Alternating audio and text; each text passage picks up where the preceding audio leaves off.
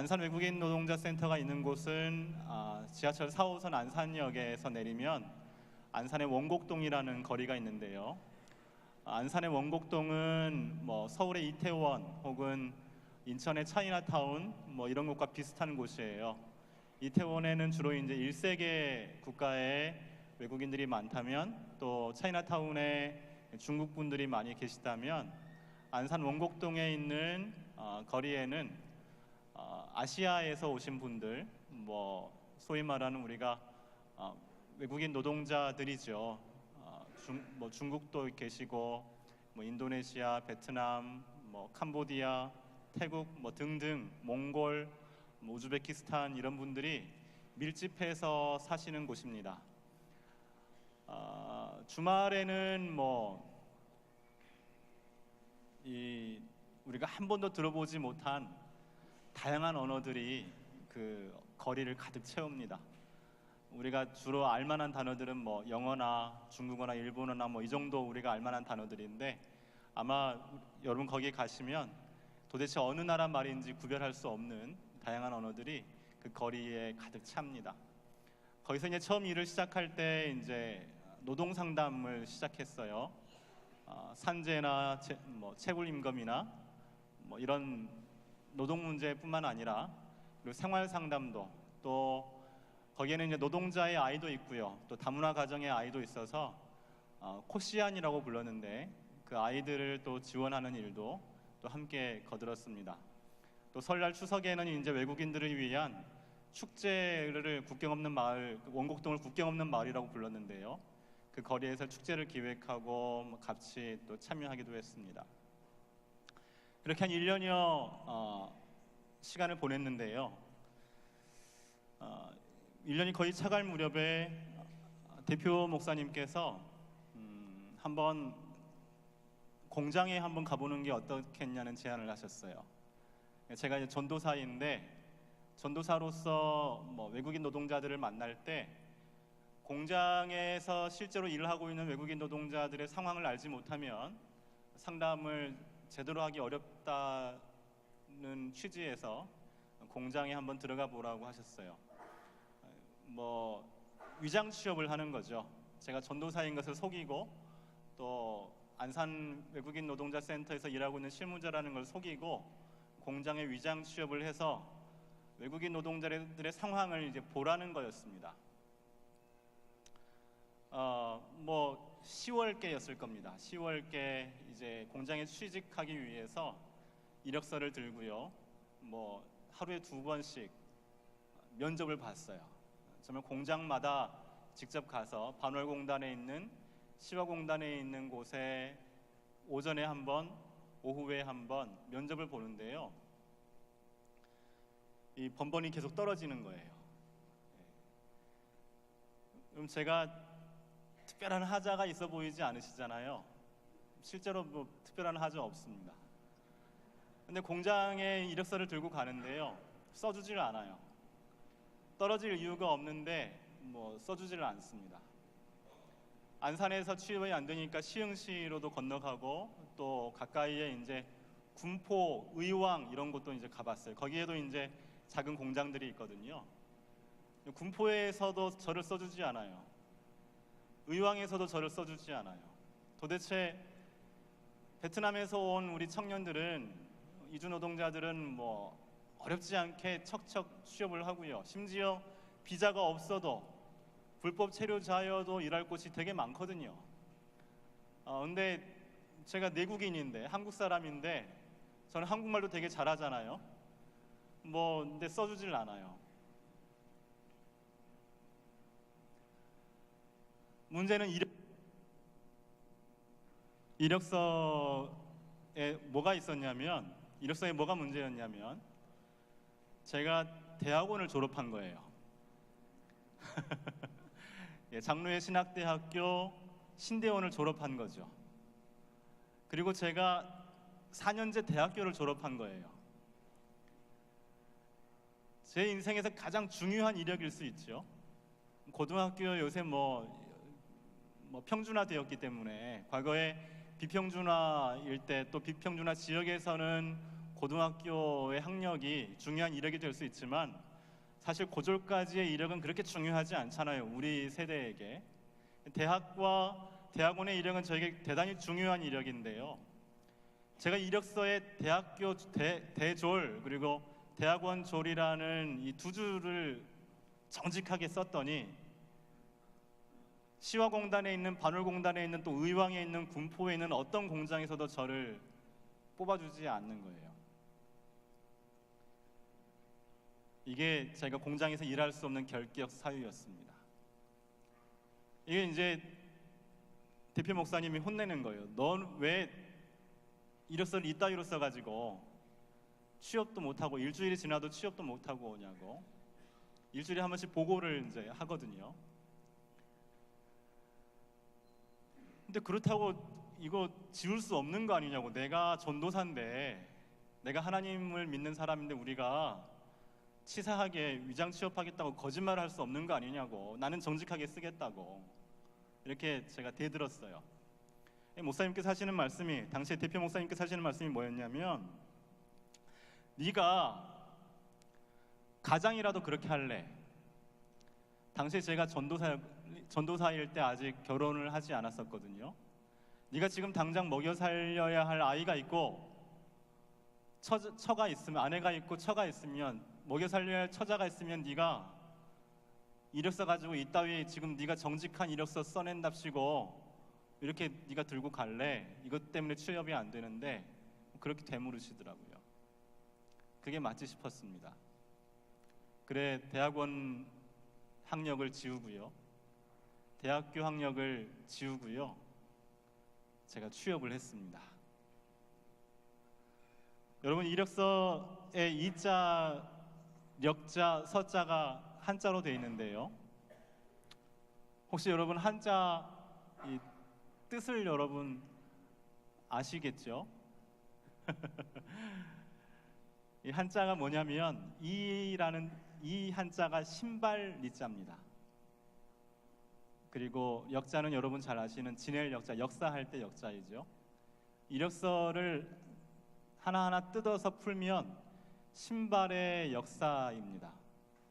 우리 신발이 있던 자리, 내가 학교에 다닐 때 혹은 어딘가에서 경력을 쌓을 때 내 몸이 가 있는 거죠. 내가 신발을 신고 일을 하는 거죠. 그 신발의 역사, 신발의 자취가 무엇이었는가를 기록하는 것이 이력서입니다.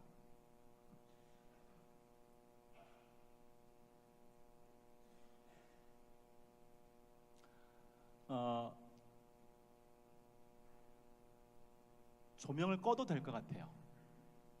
꺼도 되지 않나요? 네. 이 그림은 이제 보티첼리가 그린 모세의 일생이라는 그림이고요. 좀 더 자세히 보시면 모세가 떨기나무에서, 출애굽기 3장에서 떨기나무, 타지 않는 떨기나무를 보고 하나님이 모세에게 말씀하시죠. 네 신을 벗으라. 제가 공장에서 일을 하기 위해서는요,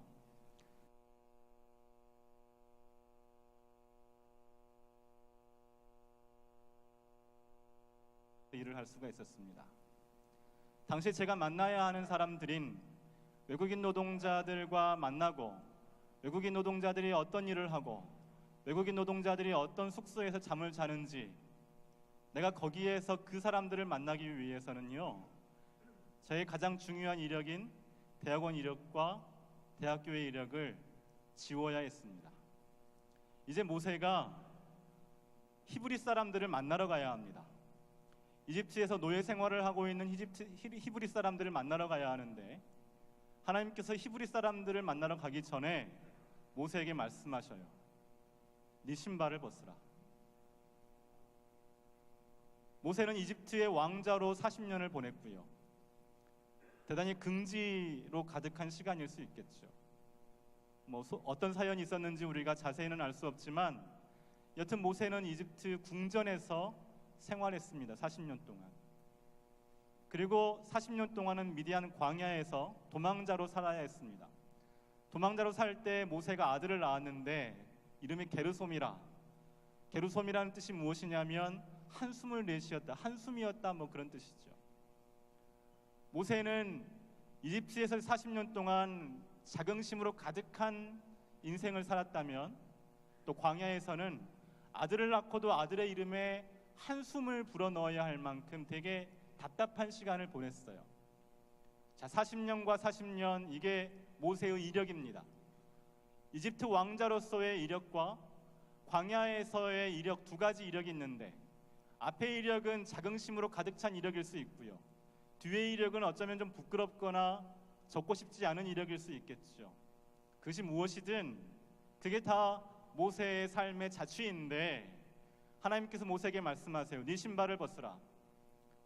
저는 하나님이 모세에게 신발을 벗으라 하신 말씀을 우리 인생에서 가장 중요할 수 있는 40년과 40년, 성서에서 40살, 40살, 40살 모세 인생을 세 단위로 나누는데, 지금 80세가 된 모세에게 첫 번째 40년, 이집트에서의 40년 굉장히 중요한 시간이죠. 그리고 또 광야에서의 40년 역시 못지않게 중요한 시간이죠. 이제 40년을 더 살아야 하는데, 이제 40년을 더 히브리 사람들과 함께 살아야 하는데, 이집트에서 노예 생활하고 있는 히브리 사람들을 인도에서 광야를 지나고 약속의 땅으로 가야 하는데, 그때 하나님께서 모세에게 하시는 말씀이 뭐냐면 네 신발을 벗으라. 너에게 있는 가장 중요한 이력을 지우라. 그렇게 이해해야 합니다. 우리가 하나님의 일을 해야 한다고 할 때 하나님이 우리를 누군가에게 보내실 텐데, 우리가 그 사람을 만나서 하나님의 나라로 인도해야 할 때에 하나님께서 우리에게 요청하시는 것이 무엇이냐면, 우리가 어느 대학교를 나왔느냐를 물어보시는 게 아니라, 우리가 어느 학교에 대학원을 나왔느냐를 물어보시는 게 아니라, 우리가 어떤 경력을 쌓았느냐를 물어보시는 게 아니라, 하나님께서 사람을 세우시고 사람을 보내실 때에는, 하나님의 백성들을 구원하시기 위하여 사람을 세우실 때에는 우리의 이력서를 지우라고 요청하세요. 신발을 벗으라고 요청하세요. 네가 예전에 신고 다녔던 신발, 이집트 궁전에서 신었던 신발을 벗어라. 광야에서 네가 한숨 쉬며 도망자로 살 때 신발을 벗어버리라. 이게 하나님께서 모세를 부르실 때 요청하신 첫 번째입니다. 우리는 대부분 무언가를 쌓기 위해서, 이루기 위해서 공부하고 일합니다. 그리고 다음 단계를 준비합니다. 신대원을 졸업하고 대단히 많은 사람들이 THM을 공부할 수 있고요, MA를 공부할 수 있고요, 혹은 PhD를 공부할 수 있고요, 혹은 유학을 갈 수도 있습니다. 저와 같이 공부했던 대부분의 친구들이, 신대원에서 공부했던 대부분의 친구들이 비슷한 과정을 밟아왔습니다. 저는 그 인생을 존중합니다. 중요하다고 생각합니다. 공부를 열심히 해야 합니다. 근데 우리가 공부를 열심히 하는 동기 속에 우리가 성경을 잘 이해하고 내가 이해한 성경을 잘 풀어 말하기 위해, 내가 가지고 있는 언어를 잘 조탁하기 위해 공부하는 것인지, 내가 만나야 될 사람들을 위하여 하나님의 나라의 비밀을 정교하게 말할 수 있는 준비를 하기 위한 것인지, 아니면 내가 좀 더 나은 공간에서, 내가 좀 더 중심된 지역에서, 혹은 주류에 속하기 위하여 내가 이력을 쌓아가기 위한 것인지. 아마 오늘 김동호 목사님께서 소명과 야망 주제로 말씀하셨다고 했는데요, 아마 비슷한 패턴일 수 있겠습니다. 우리가 이력을 쌓기 위해서 공부하는 것이라면, 우리가 이력서에 한 줄을 넣기 위해서 공부하는 것이라면 그건 야망이죠. 오히려 하나님은 우리의 이력을 제거하라고 하세요. 여러분, 제가 외국인 노동자 센터에서 사람들을 만날 때 제가 전도사인 게 중요할까요? 전혀 중요하지 않죠. 제가 신대원에서 공부한 게 중요할까요? 전혀 중요하지 않죠. 대학교를 나온 게 중요할까요? 전혀 중요하지 않아요. 그 사람이 보는 건 그냥 나예요.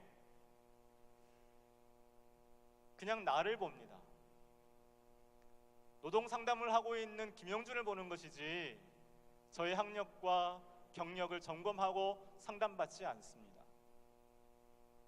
하나님은 지극히 작은 자 한 사람에게 계시듯 지극히 작은 자 한 사람이 마치 하나님과 같다고 마태복음 25장에서 말씀하시지요.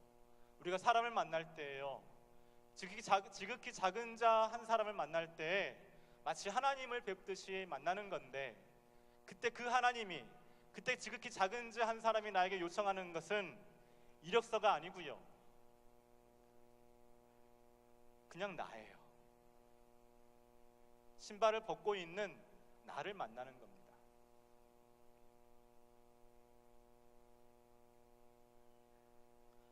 고흐의 신발인데요, 이렇게들 이야기합니다. 아마 고흐가 벼룩시장에서 신발을 샀는데 정물화를 그리기 위해서요. 고흐가 정물화를 그릴 때에는요, 정물 자체가 목적이 아니었고요, 고흐가 정물화를 그릴 때에는 사람을 그리고 싶었습니다. 인물화를 그리고 싶었어요. 고흐는 사람의 얼굴을, 사람의 눈을 그리고 싶었어요. 이게 고흐가 테오에게 보낸 편지에 반복해서 등장합니다. 근데 고흐가 정물화를 그렸던 건 뭐냐면, 인물화를 그리려면 모델을 구해야 하고 모델을 구해서 돈을 내야 하는데요, 모델을 구할 수가 없는 거예요. 모델에게 지급할 모델료가 없어서 어쩔 수 없이 고흐가 정물화를 그립니다. 인물화를 그리기 위한 습작이기도 해요. 습작이면서 동시에 고흐의 모든 정물화는 초상화이거나 자화상입니다. 고흐의 모든 정물화는 누군가를 그렸거나 다른 사람을 그렸거나 자기 자신을 그린 겁니다. 고흐가 그린 신발은요, 이 신발을 신고 있었을 누군가에 대한, 누군가를 그린 초상화입니다. 혹은 고흐가 그린 이 신발은 자신이 신고 다녔던 자신의 인생에 대한, 자신의 일상에 대한 자신을 그린 자화상이기도 합니다. 신발에 우리의 모든 것이 담겨 있다고 고흐는 보았습니다. 실제 고흐뿐만 아니라 이후에 하이데거라는 학자도 고흐의 이 신발 그림, 신발 연장을 보면서요, 강의를 했다고도 해요. 사람에 대하여, 인생에 대하여 고흐의 신발을 메타포 삼아서 하이데거가 강의했다는 이야기도 있습니다. 여하튼 신발은 우리 인생에 관한 것입니다. 우리 인생의 흔적입니다. 하나님이 모세에게 떨기나무 형상 가운데 임하신 하나님께서 모세에게 신발을 벗으라고 말씀하신 것은 이전에 모세의 40년, 또 40년, 이집트 왕자로서의 40년, 광야에서의 40년, 이 모든 것을 다 네 인생에서 가장 중요했던 것, 네 인생에서 가장 힘들었던 것, 네가 자랑할 만한 것, 혹은 네가 부끄러워할 만한 것, 그것이 무엇이든 그 다 벗어버리고 이제 다시 나랑 새로운 일을 모색해야겠어. 저는 이렇게 출애굽기 3장을 읽습니다.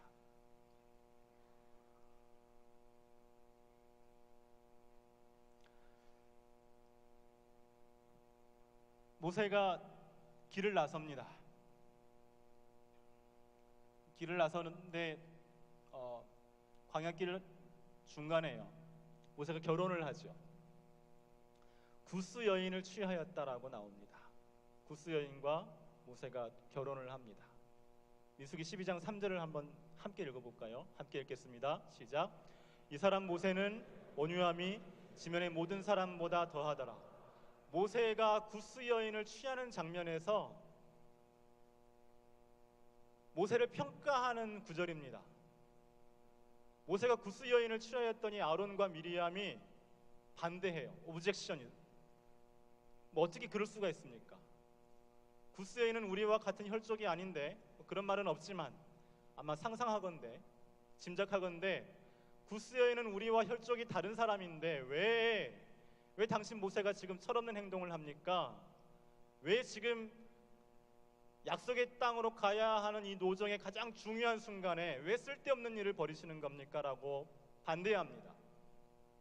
아론과 미리암이 반대의 깃발을 들었더니 하나님이 미리암을 징계하셨지요. 그 맥락 속에 있는 구절입니다. 그 맥락 속에서 모세를 평가하기를, 이 사람 모세야말로 지면의 모든 사람보다 온유함이 승하더라. 개역 성경에는 승하더라라고 나왔었고요. 이제 더하더라고 개정은 번역하고 있죠. 이게 뭘까요? 왜 생뚱맞게 모세가 지금 구스의 여자를 아내로 맞아들이는 이 장면에서 모세의 온유함에 대해서 언급하는 걸까요?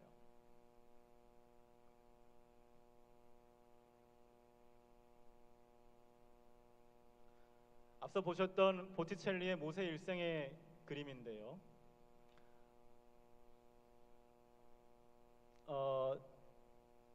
상단에 이제 모세가 떨기나무에서 하나님을 만나는 장면이 나오고요. 신발을 벗고 있기도 하죠. 우측은 이제 그 전 상황입니다. 우측 그림은 이제 이집트에서 모세가 왕자일 때 살인을 하고 도망치는 장면이 우측에 나오고요. 그리고 하나님을 만나고 떨기나무에서 하나님을 만나고 좌측 하단 부분은 뭐냐면 출애굽을 하는 장면을 그렸습니다. 그림 한 폭에 여러 가지 이야기를, 여러 명의 모세를 등장시켜서 모세 일생을 보티첼리가 그렸어요. 출애굽하고 있는 장면, 그림 좌측 하단에 있는 출애굽하는 장면을 잘라보았습니다. 그림 가운데 보시면 약간 흐리게 나와서 뚜렷하게 보이지 않을 수 있는데요.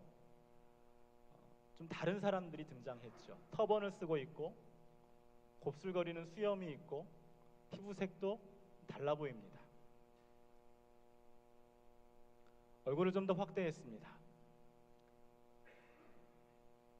좀 다른 사람이죠. 보티첼리는 모세 일생을 그리면서 모세 일생 중 출애굽하는 장면을 그리면서요, 출애굽하는 사람들 중에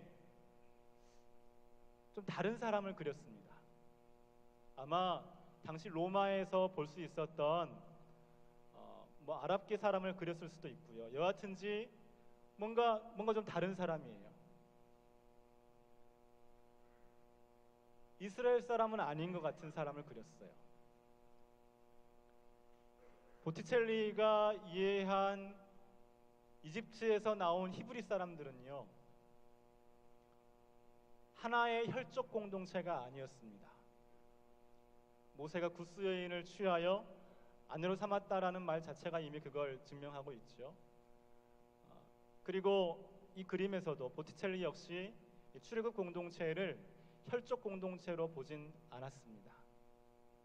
여러분 잘 아시다시피 히브리라는 말이 핫비루라는 단어에서 왔다면, 그리고 핫비루가 국경을 넘은 사람들 혹은 경계를 넘어선 사람들이라는 뜻이라면, 히브리 공동체는 혈족 공동체라기보다도 부득이한 사정으로 어쩔 수 없이 고향을 떠나서 경계를 넘어갔던 사람들, 성경의 이야기로 보면 기근을 맞아서 야곱의 가족들 같이 이 기근을 피해서 어쩔 수 없이 먹고 살기 위해 이집트로 건너갈 수밖에 없던 사람들, 그렇게 살다가 보니 어쩌다가 이집트에서 노예가 된 사람들이 히브리 사람들입니다. 그리고 하나님은 그 이집트 제국에서 노예로 살고 있는 히브리 사람들을 구원하실 때 한 혈족 공동체를 끄집어내신 것이 아니라, 그림에서 보는 것처럼, 그리고 민수기 12장에 나오는 것처럼 여러 혈족으로 구성된 국경을 넘을 수밖에 없었던 그 사람들, 노예로 살고 있는 사람들, 남의 땅에서 붙이고 남의 땅을 붙이며 살아야 하는 사람들, 자유가 없는 사람들, 하나님께 예배드릴 수 없는 사람들, 그 히브리인들을 하나님이 모세를 통하여 구원하신 걸로 보티첼리는 그리고 있습니다.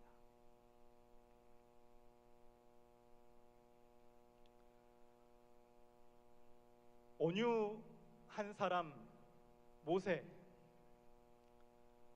민수기 12장에서 온유함을 이야기할 때 민수기에서 말하는 모세의 온유함은요,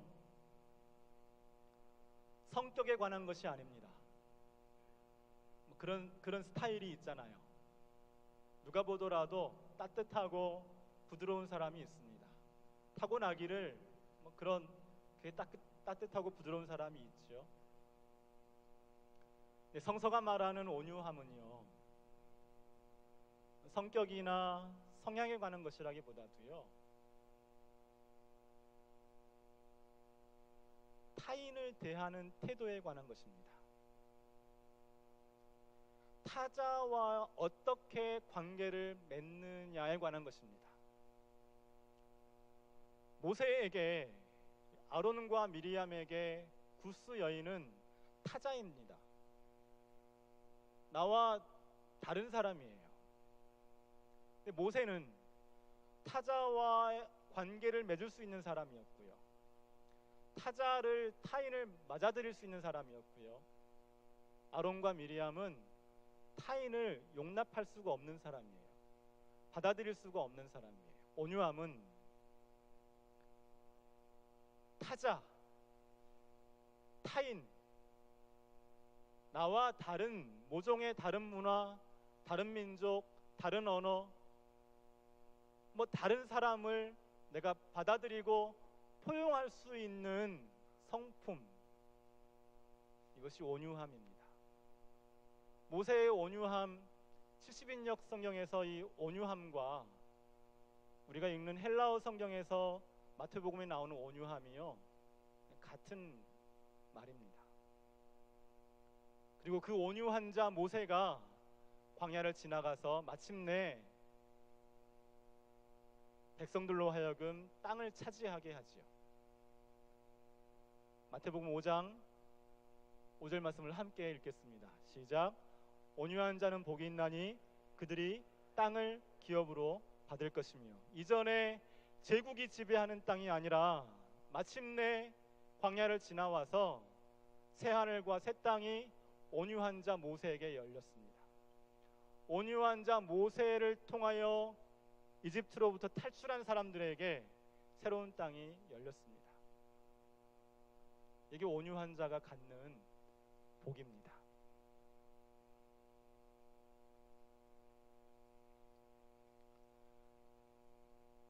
그럼 제가 멀리 있어서 제 얼굴 잘 안 보이시죠? 사진 속에서 저를 찾으실 수 있으시겠습니까? 그러신가요? 베트남 남자를 찾고 계신 거죠? 이 장면은 저희가 예배드리는 공간입니다. 저희 민들레 교회가 지금 예배드리고 있는 공간입니다. 이 공간은 2년 전까지 카페였습니다. 카페를 경영하시던 권사님께서 한 3년여 경영을 하시다가 몸이 갑자기 안 좋아지셨어요. 그래 이제 폐업 상태였는데요. 제가 직전에 이곳에서 예배를 드리기 전에 감리교회 예배당을 빌려서 1년 동안 예배를 드렸습니다. 감리교회가 거기도 이제 개척교회인데요. 감리교회 전도사님과 전도사님 아버님, 어머니, 아버님, 어머님의 친구 5명이 예배드리는 개척교회입니다. 상가에 있는 교회고요. 근데 그 교회는 그래도 이제 공간이 있어요. 교회가 소유한 공간이 있었고 저희가 그 공간을 빌려서 예배드렸습니다. 감리교회 오전 11시에 예배를 드리면 저희가 오후 3시 반에 예배를 드렸어요. 더러 요즘 그런 교회들이 있죠. 그렇게 예배를 1년 동안 드리고 있었는데요. 예배를 한 번밖에 드릴 수가 없어요. 빌려서 예배 드리는 거니까. 수요 예배 드릴 수도 없고 금요일에 모일 수 없고 새벽기도 가는 것도요 좀 눈치 보입니다. 그래 저희는 일주일에 한 번 오후 3시 반에 예배를 드렸어요. 주중에 아무것도 할 수 있는 게 없더라고요. 그래서 어떻게 하면 시간을 잘 보낼 수 있을까 고민하다가 지역의 단체와 만나게 됐어요. 김포에 있는 장애인 부모회와 만나게 됐고요. 또 장애인 부모회가 일하는 국가인권위원회 뭐 인권 강사 팀들과도 만나게 되고요. 그래서 그분들과 함께 지금 그 감리교회 예배당을 평일에 빌려 쓰기로 또 했습니다. 그래서 장애인 모임도 하고 인권 강사 모임도 하고 뭐 이런 모임들을 그 공간에서 했어요. 제가 이제 그렇게 뭐 이 더부살이 하는 거를 아시고요. 이 카페 권사님께서 지금 폐업 중인데 카페에서 예배드리지 않겠냐고 제안을 하셨습니다. 그게 작년 6월이었고요. 작년 6월부터 열심히 청소를 해서 작년 9월부터 이 공간에서 예배를 드리고 있습니다. 예배를 드리고 이제 뭐 청소하면서 준비하고 있는데요. 여기 사진 속에 보이는 분들이 찾아오셨어요. 테이블 제 맞은편에 앉아 계신 분들이요. 앞에 오른쪽에 세 분은 베트남에서 오신 분들이고요. 또 왼쪽에 두 분은 몽골에서 오신 이주 여성들입니다. 제안을 했습니다. 저에게 검정고시 공부를 하고 싶다고 하셨습니다. 왜 검정고시 공부를 하고 싶냐고 여쭈었더니 이제 한국에서 태어난 아이들이 초등학교에 가니까 아이가 엄마보다 한국말을 더 잘하는 거예요. 초등학교에만 가도 이 엄마들이 아이를 가르칠 수가 없는 상황이 되는 거예요. 그리고 학교에서 초등학교에서 이제 뭐 공문들이 오죠. 통신문들이 오죠. 이 통신문들이 오는데 이 한글 학교에서 배운 한국어와 너무 수준 높은 통신문인 거예요. 학교에서 오는 공문들이 우리에게는 되게 쉽지만 우리 베트남 엄마들이 읽기에는요, 몽골 엄마들이 읽기에는요 너무 고급스러운 단어, 너무 정제된 단어들이 오니까요 이해가 안 되신대요.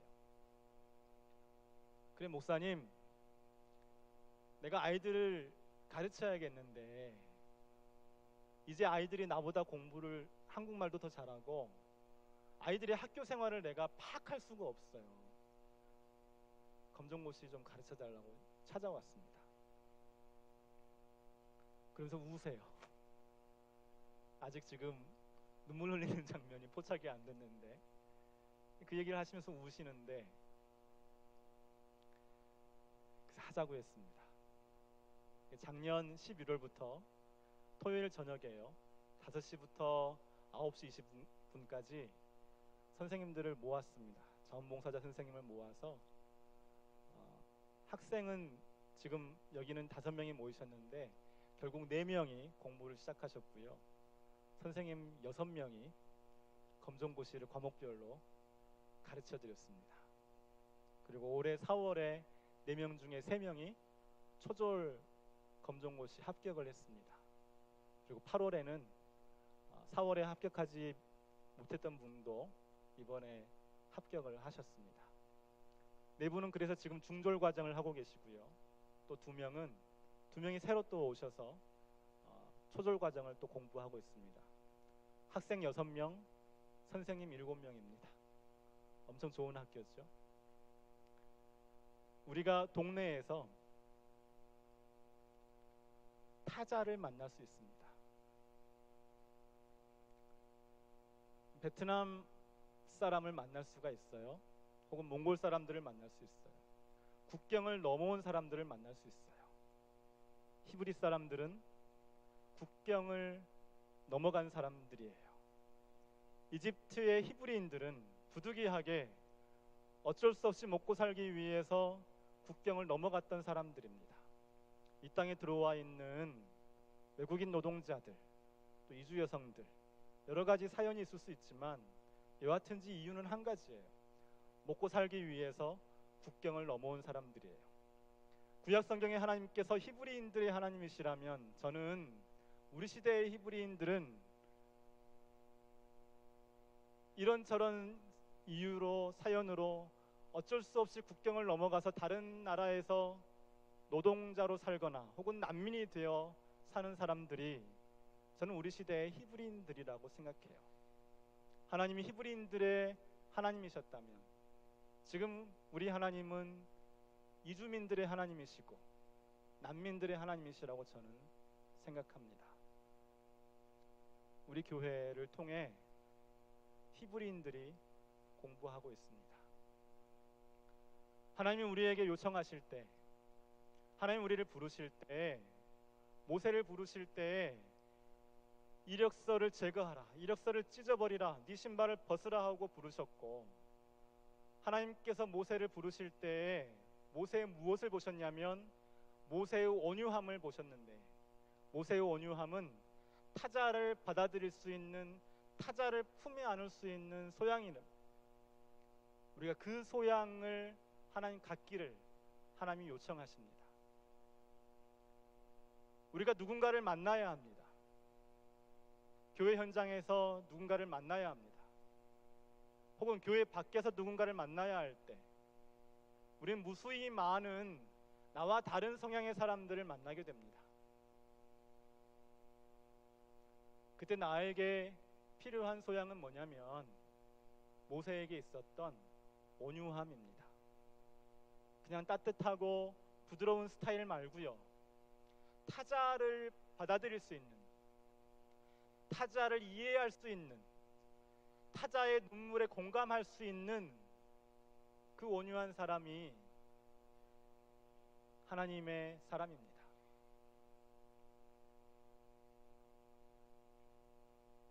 수업하는 장면이에요.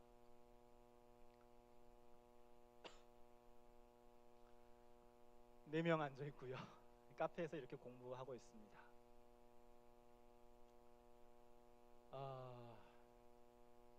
정말 이렇게 열심히 공부하는 사람을 제가 본 적이 없습니다. 장신대 신대원하고 수준이 너무 다릅니다. 그러면 3학년쯤 되면 별로 공부 이렇게 잘 안 하시게 되죠. 그리고 얼추 이해가 됩니다. 그렇죠?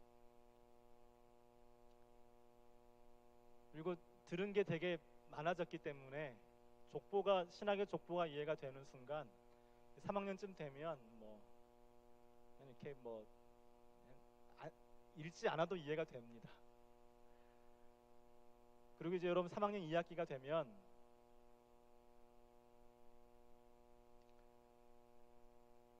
수업을 듣다가 한꺼번에 빠지는 사람들이 나옵니다. 수업 시간에 한 12명이 결석합니다. 왜 결석하는지 아세요? 전도사 면접이 있는 날입니다. 어떤 큰 교회에 전도사 면접이 있는 날이면 한 12명이 한꺼번에 빠지기도 합니다. 그게 지금 어쩌면 우리의 강의실일 수 있는데 이분들은요, 수준이 다릅니다. 초등학교 과정을 제가 강의했거든요. 백제의 중흥을 이끌었던 근초고왕, 고구려 고국성왕, 이런, 이제 우리는 무조건 주입식입니다. 주입식 합격을 위하여 무조건 우리는 문제집 중심으로 이렇게 공부하는데요. 여러분, 대학원 세미나의 열정에 못지 않습니다. 너무 재미없는 걸 강의하잖아요. 너무 재밌습니다. 우리 베트남 엄마들이 빨아들이는 흡입력이 이루 말할 수가 없습니다. 지난주에는 저희 지역에서 장애인 야학이 시작이 됐습니다. 자립생활지원센터, 김포시 장애인 자립생활지원센터라는 곳이 있는데요. 그 기관에서 이제 평생교육기관으로 넘어가기 위해서 장애인들을 위한 야학을 개설했습니다. 여러분, 장애인 야학의 시작은 대학로에 있는 노들이라는 곳입니다. 노들 장애인 야학에서 장애인들이 지하철 타고 모여서 공부하기 시작했는데요. 조금 과격한 사람들입니다. 여러분, TV에 보시면 장애인들이 데모하고 있는 장면들 덜어 보실 수 있잖아요. 그분들이 다 그 대학로의 노들 장애인 야학 소속들입니다. 최근에는 장애인 이동권 관련해서 데모를 하시면서 육교에 휠체어를 매달고 계시기도 했어요. 얼마나 위험해요. 버스들이 그 아래로 지나가는데요. 그 버스와 닿을 듯 말 듯 육교를 매달아 놓고 이동권 보장하라는 시위를 하기도 했습니다. 그분들이 지하철 역사에 엘리베이터 설치하도록 했고요. 그분들이 서울 시내 저상버스 도입하도록 했고요. 그리고 활동 보조인 도입도 그분들이 다 해낸 겁니다. 장애인 여학이 세워진다고 해서 갔습니다. 공부하신 분들 중에 한 분이 이런 얘기해요. 장애인이 정말 듣고 싶은 얘기가 있다.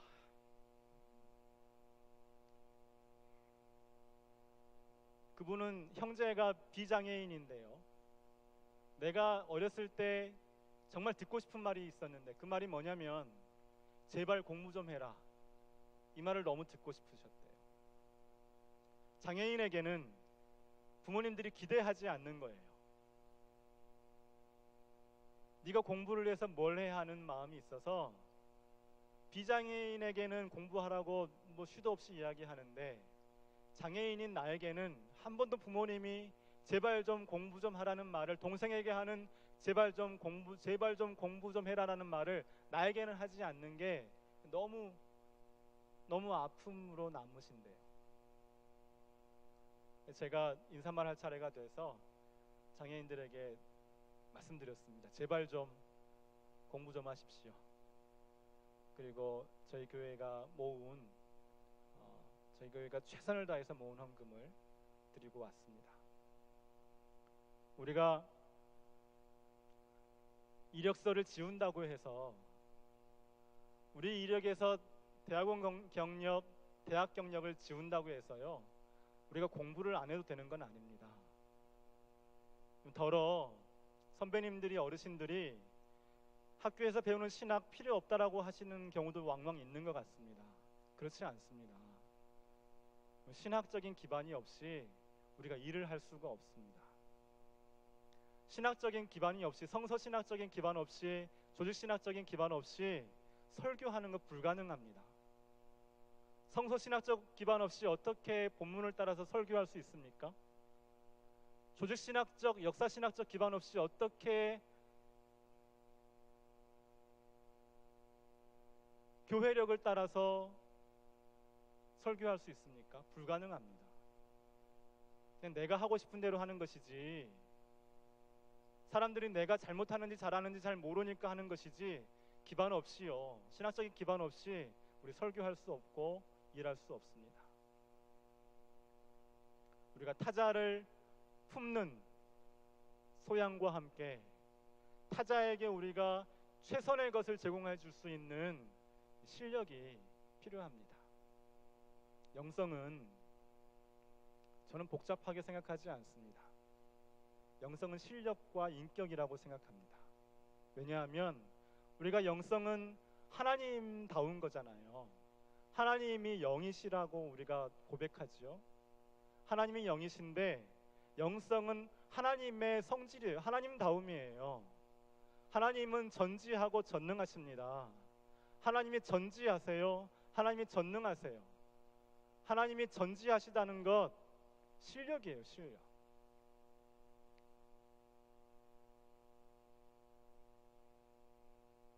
하나님이 우리를 사랑하십니다. 사람을 사랑하십니다. 죽기까지 우리를 사랑하십니다. 인격이죠. 우리가 실력과 인격을 벼리지 않고 사람들을 만날 수가 없습니다. 사람을 품을 때 우리가 실력과 인격으로 데운 가슴이 아니고는 사람들을 품을 수가 없어요. 사람들이 별로 좋아하지를 않아요.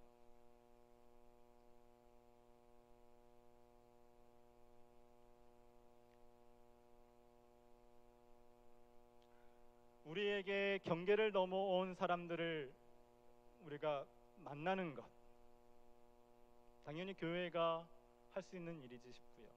해야 하는 일이라 생각하고요. 우리가 해야 되는 일이라 생각하고요. 또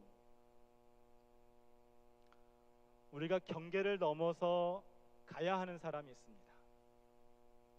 우리가 경계를 넘어서 가지 않으면 절대로 우리를 향하여 그 경계를 넘어올 수 없는 사람들이 있습니다.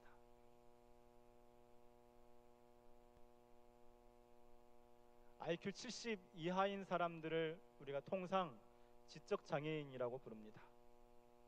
또 논리적인 사고가 할 수 없이 머릿속으로 언어가 들어갔는데, 뭔가 자극이 들어갔는데 인풋은 되는데요, 전혀 아웃풋이 안 되는, 인풋이 되는 순간 머릿속이 이렇게 얼클어져 버리고 이 아웃풋이 안 되는 성향의 사람들이 있습니다. 이게 자폐인입니다. 여러분, 자폐인은 경계를 넘어서 우리에게 올 수가 없습니다. 스스로. 지적장애인은 경계를 넘어서 스스로 우리에게 올 수가 없습니다. 자폐인과 지적장애인에게 비장애인들은요, 일종의 넘사벽이에요. 감히 닿을 수가 없는 사람들입니다. 교회에 더러 사랑부가 있지요. 큰 교회들의 사랑부가 있습니다. 사랑부가 있어서 장애인들도 모이고 거기에 이제 지적장애인, 자폐인들이 모이는데요. 이 발달장애인이라고 하죠. 지적장애인, 자폐인을 발달장애인이라고 하는데, 발달장애인은 전체 장애인의 중에서 약 10% 정도입니다. 장애인 중에서도 소수예요. 장애인 중에서도 비주류예요. 장애인들 속에도 섞이기가 어렵고요. 당연히 비장애인들과 섞일 수가 없습니다. 학교 다닐 때까지는 그래도 괜찮아요. 초등학교, 중학교, 고등학교 때까지 그래도 우리나라의 이 공립학교 시스템이요, 괜찮습니다. 복지관도 이런저런 지역마다 거의 있고요. 최근에 강서구에서 시끄럽긴 했습니다만, 시끄럽지만 특수학교 세워질 겁니다. 그렇게 될 텐데, 문제는 학교를 졸업하고예요. 학교를 졸업하고 자폐인과 지적장애인이 갈 곳이 없습니다. 집에 있겠죠.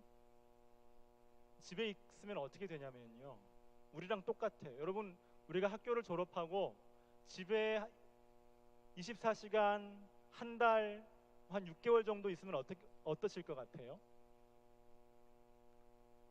머리가 점점 나빠지죠. 머리가 나빠집니다, 실제로. 여러분도 그렇습니다. 또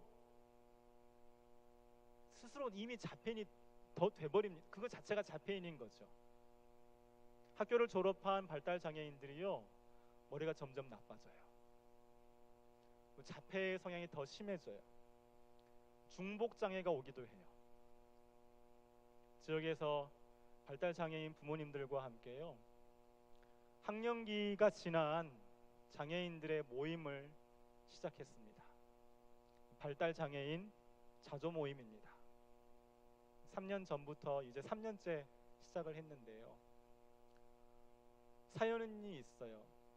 저희 교회가 2011년 12월 25일에 김포 한강신도시에 있는 국민임대 아파트 저희 집에서 모이기 시작을 했습니다. 6개월여 집에서 예배 드리다가요,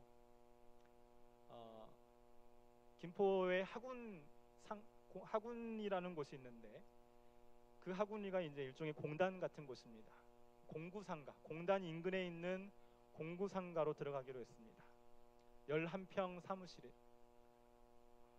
300에 23만 원, 임대료 300만 원, 월세 23만 원, 그 공간에 들어가서 3년 동안 예배를 드렸습니다.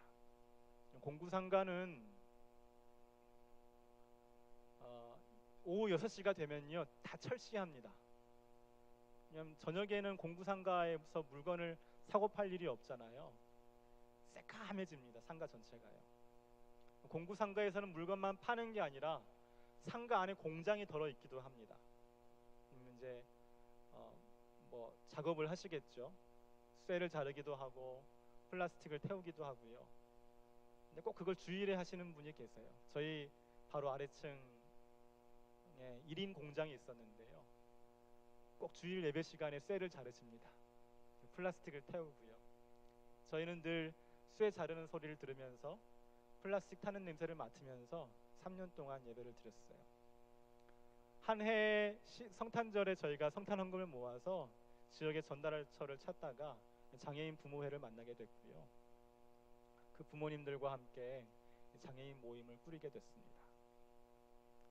제가 장애인 부모님들을 만나게 된 것도 이유가 있었습니다. 저희가 20명이 채 모이기 전에 뇌병변 장애인 청년이 교회를 찾아왔습니다. 조울증 청년이 교회를 찾아왔습니다.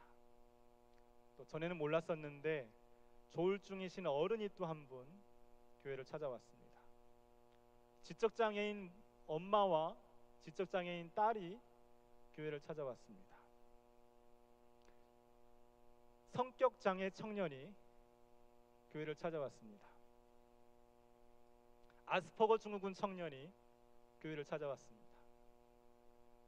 어떻게 해야 할지 모르겠더라고요.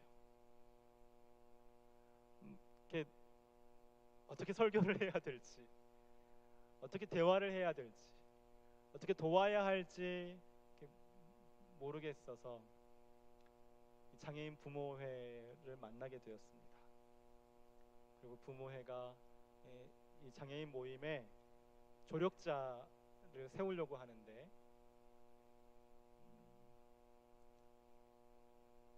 장애인 모임의 조력자는 부모는 안 된답니다. 장애인 가족이 아닌 사람이 하는 게 제일 좋은데 뭐 교회가 크지 않으니까 시간이 제가 많잖아요. 제가 하게 됐습니다. 거기서 만난 청년입니다.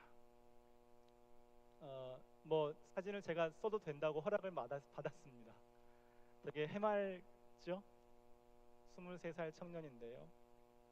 이 청년은 5살 때 어머니가 집을 나가셨어요. 어머니는 조선족이셨습니다. 아버지가 장애인이십니다. 손가락 10개 중에 7개가 없습니다. 프레스 공장에서 젊었을 때 일을 하시다가 잘리신 거예요. 지금은 손가락 3개를 가지고 택시 운전을 하십니다. 이 청년은 손가락 3개로 택시 운전을 하는 아버지와 함께 사는데 어머니에 대한 기억이 없어요. 남자 둘이 같이 산다고 한번 생각해 보세요. 그리고 아버지는 장애인이고 신체 장애인이고 아들은 지적 장애인이에요. 아침밥 잘 안 먹겠죠. 점심 뭐 대충 먹겠죠. 그래서 이 청년에게 저녁밥은 너무 소중한 시간이에요. 하루에 한 번 저녁밥. 아버지가 우리 연식인데 연식이가 20살이 되었을 때 아버지가 이제 너도 어른이니까 너도 술을 마셔도 돼 해가지고 소주를 가르쳐 줬어요. 순댓국과 함께. 근데 우리 연식이에게 이 기억은 너무 행복한 기억이에요. 아버지가 나를 어른으로 인정해 주셨고 순댓국을 사주면서 소주를 따라 주셨는데 너무 행복한 기억이고요. 그 소주가 너무 맛있었고 그 순댓국이 너무 따뜻하고 배불렀어요. 연식이는 이 식사를 포기할 수가 없어요. 단 하루도. 아침은 안 먹고 점심은 대충 먹었는데 저녁이라도 내가 순댓국과 함께 소주 2병을 마셔야 내가 오늘 하루가 마무리가 되는 거예요. 그게 복된 하루예요. 저녁에 모임을 하는데 모임할 때마다 술에 취해서 와요. 모임할 때마다 소주 2병을 마시면 이 냄새가 나거든요. 이 모임할 때마다 항상 이 소주에 취한 냄새가 이 모임 속에 6명 장애인 모임 6명과 모임을 하는데 도저히 안 되겠어요. 연씨가 술은 낮에 먹는 거 아니야. 밤에 먹어 집에서. 소용 있나요? 그 저녁 식사 시간 유일하게 만찬인데요. 그거 포기할 수가 없어요. 제가 너무 미운 거예요. 어떻게 목사라는 사람이 내 인생에서 내 하루 중에 가장 소중한 순댓국과 함께 소주 2병을 마시는 시간을 나에게 포기하라고 하는가? 아마 제 짐작이에요. 연식의 머릿속에서 일어나는. 너무 저한테 화가 나는 거예요. 그래 이제 모임이 끝나고 나서 페이스북에 그리고 카톡에 막 저를 공격하는 글들을 올리기 시작해요. 중에 한 문장이에요. 김 목사 새끼가 벽돌로 차 유리를 개 박살냈다. 신고해야 해. 김 목사 새끼 아주 나쁜 놈이야. 이게 이 페이스북에 이렇게 막 돌아다니는 거예요. 그리고 저에게 뱀 사진을 막 보내요. 무섭지? 이러면서. 그리고 뭐죠? 가스 부탄가스 그 통을 이렇게 보내요. 니네 집에 이걸로 불태워버릴 거야. 보내요.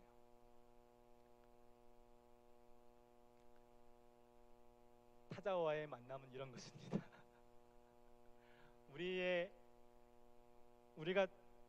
우리와 경계에 지어져 있는 곳에서 우리에게 올 수 없어서 우리가 찾아가야 하는 사람이 있는데, 이 경계를 넘어서 우리가 만나게 되는 사람은 우리에게 별로 호의적이지 않을 수 있고요, 저를 싫어할 수도 있고요, 제가 너무 미울 수도 있습니다. 우리 연식이는 아직도 저를 미워합니다. 좀 해결해야 되잖아요. 연식아, 목사님이랑 밥 먹자. 목사님 순댓국 사줄게. 근데 조건이 하나 있어.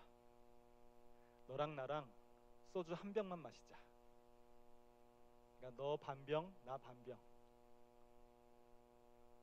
제가 사람들 다 보는 있는 식당에서 우리 장애인 청년과 소주를 마셨습니다. 제가 소주를 이렇게 즐겨 하지 않습니다. 그러나 두 병을 마시는, 식사 때마다 두 병을 마시는, 사실은 알코올릭이 됐어요. 매일 마시니까. 좋아, 그러면 연씨가 석 잔만 마시고도 네가 순댓국을 맛있게 먹을 수 있어. 이걸 계속 하는 거예요. 제가 한 번은 순댓국을 사주고 한 번은 삼겹살을 사줬어요. 지금은 소주를 반 병만 마셔요. 아직 알코올릭이에요. 아직은. 그래도 여튼 줄었어요. 그래도 이렇게 오면 이렇게 냄새가 나지는 않아요. 같이 그러면 모임을 할 수가 있는 거죠. 여러분, 제가 하고 있는 게 목회일까요? 제가 연식이에게 주 예수를 믿으라, 그리하면 너와 네 집이 구원을 얻으리라, 한 번도 말해본 적이 없습니다. 제가 연식이하고 한 건 순댓국을 먹고 소주를 마시고. 그럼 제가 하고 있는 게 목회일까요? 잘 모르겠습니다. 제가 아는 건 우리가 경계를 넘어갔다는 겁니다. 절대 내가 있는 곳으로 올 수 없는 지적장애인 청년이 있는 곳으로 여튼 내가 그 경계를 넘어갔다는 겁니다. 제가 경계를 넘어가서 잘하고 있는 건지 성과라고 할 수 있는 건지 그건 모르겠지만 여하튼 경계를 넘어간 겁니다. 적어도 내가 타인을 품을 수 있는 온유함의 언저리에 제가 있다고 생각합니다. 경계를 넘어서 오는 사람을 우리가 품을 수 있고, 또 우리가 경계를 넘어서 누군가를 만나는 것, 온유한 사람 모세에게 요청하신 것이었고, 그 온유한 사람 모세와 함께 했던 사람들이 땅을 차지하게 되는 이야기가 제가 읽는 성경입니다. 발달 장애인들의 모임하는 모습이고요. 지적 장애인이고 자폐인 중복 장애입니다. 3년 전에 처음 만났는데요. 이름이 주옥 씨예요. 주옥 씨, 지난주에 어떻게 지냈어요? 얘기할 때 했던 대답이 이겁니다. 그리스 가고 싶어요. 그렇구나. 주옥 씨, 오늘 뭐 먹을 거예요? 파란색이요. 그래?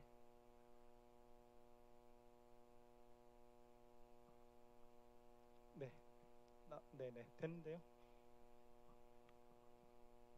뭐 대화가 늘 이런 식이에요. 동문서답이에요. 자폐인의 특징인데요. 자폐인은 논리로 사고하는 게 아니고 연상으로 사고합니다. 그러니까 제 질문이 들리지 않아요. 김영준이 말하는 거가 언어로 입력되는 게 아니고 소리로 입력이 돼요. 아, 저 사람이 나한테 그냥 말을 걸어서 그냥 소리예요. 소리 뭉치로 입력이 되고요. 그 소리 뭉치에 대답을 하는데 지금 자기에게 있는 머릿속에 있는 걸 그냥 끄집어내는 거예요. 그때 우리 주옥 씨는 그리스에 가고 싶었던 거예요. 그리고 제가 또 하나의 질문을 던지니까 또 소리 뭉치가 들어온 거죠. 그리스 다음에 연상되는 단어가 뭐냐면 이 지중해 파란색인 거예요. 그래서 파란색이라고 대답해요. 짐작이에요. 자폐인들은 연상으로 이렇게 사고를 합니다. 그래도 계속 말을 합니다. 그러거나 말거나 내 말을 소리 뭉치로 듣든 언어로 듣든 상관없어요. 그냥 계속 그냥 물어보는 겁니다. 주옥 씨 오늘 뭐 먹을 거예요? 어디 갈 거예요? 다음 주에 뭐 할 거예요? 지난주에 뭐가 재밌었어요? 성당 다니거든요. 성당에 언제 갔어요? 근데 계속 동문서답만 와요. 그래도 계속 3년 동안 질문하고 대답했습니다. 지금이요 대답을 합니다. 기적이죠? 자폐인이요 제가 물었는데 대답을 해요. 심지어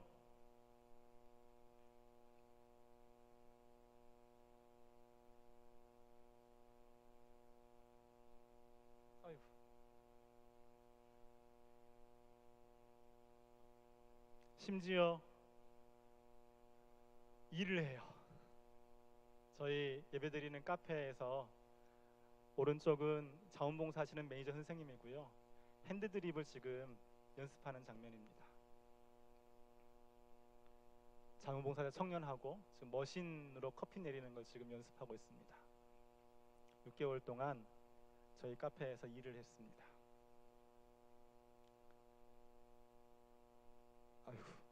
네. 그리고 6개월을 마치고 수료식을 했어요. 수료증 되게 길죠? 네. 나중에 수료증 속에는 주옥 씨가 6개월 동안 카페에서 있었던 주옥 씨에게 있었던 일들, 주옥 씨가 했던 일들을 쫙 적어 보았습니다. 마치 광개토 대왕이 만주를 점령하고 내가 어떻게 이 땅을 점령했노라 이렇게 비문을 새겼던 것처럼 수료증을 우리 주옥 씨가 어떻게 카페를 점령했는지 어떤 일들이 있었는지 이렇게 쓴 수료증입니다.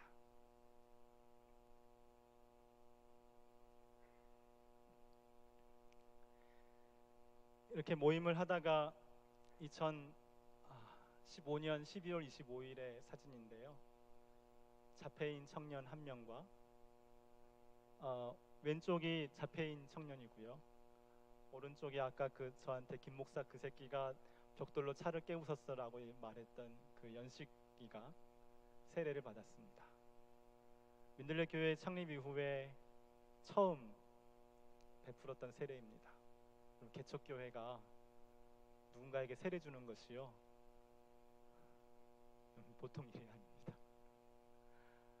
한 명을 만나는 것이 한 명에게 세례를 줄 때까지 만나는 것이요 보통 일이 아닙니다.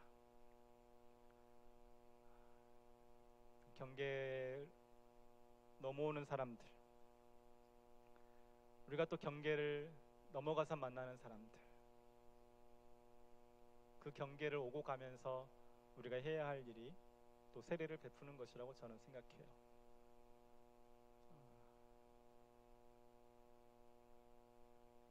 자폐인이 어떻게 세례 문답할 수 있을까요?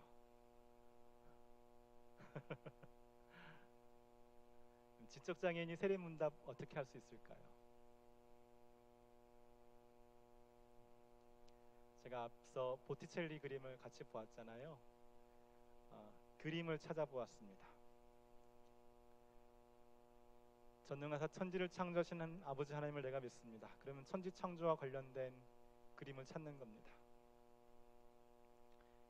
예수 그리스도께서 마리아에게 태어나셨다라는 얘기가 있는 그림을 찾는 겁니다. 순환을 당하시는 그림을 찾는 겁니다.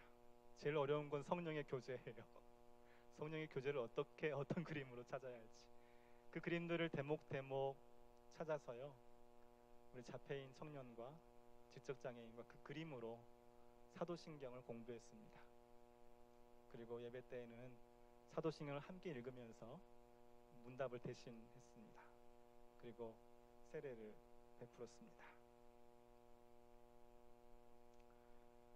예, 오른쪽이 그 자폐인이고 왼쪽이 지적장애인 청년이에요. 사실 지금 연식이는 이렇게 교회 오진 않아요. 저하고 모임은 계속 하고 있는데 저한테 또 삐졌어요. 왜 삐졌는지 잘 모르겠어요. 근데 분명히 저한테 삐진 건 확실해요. 그래서 지금 연식이는 지금 현재 오진 않고 있고요.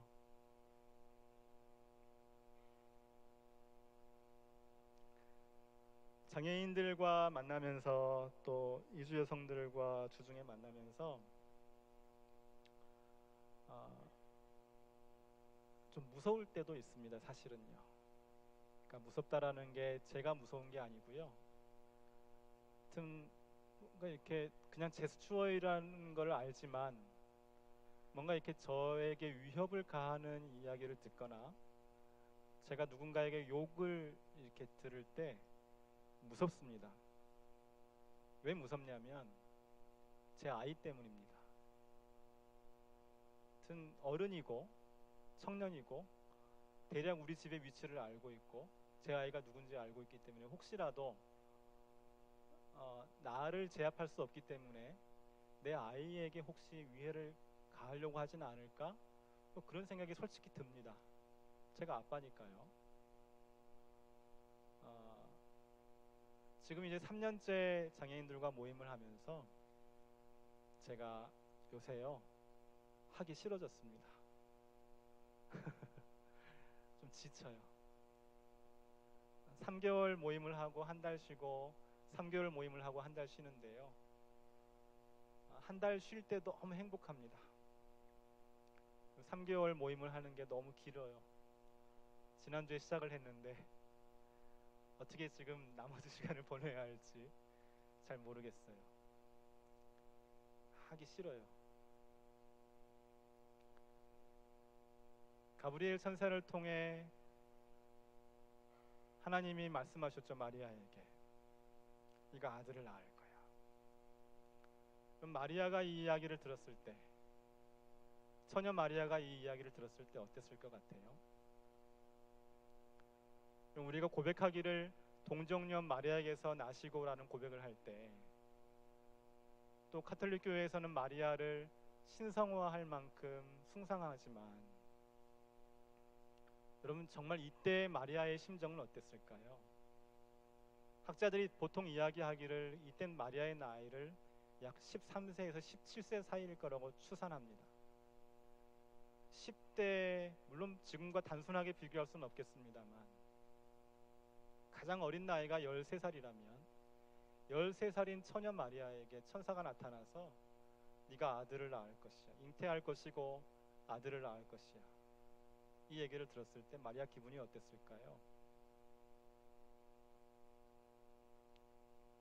여러분 이건 죽음이에요. 그것이 하나님일지라도 내가 아직 처녀인데 임신을 한다라는 것은요. 당시의 율법에 의하면 돌에 맞아 죽어야 하는 중죄입니다. 간통죄를 범한 거죠. 누가 어떻게 알아요? 누가 성령으로 잉태한 건지 당시 사람이 어떻게 아냐고요? 마리아만 아는 것이죠. 역시 보티첼리가 그린 수테고지라는 그림인데요. 제가 수테고지는 정말 많거든요. 정말 많은 수테고지 중에서 제가 제일 좋아하는 그림입니다. 가브리엘이 전언했더니 네가 아들을 낳을 것이야 라고 마리아에게 하나님의 말씀을 전했더니 마리아가 어떻게 하고 있나요?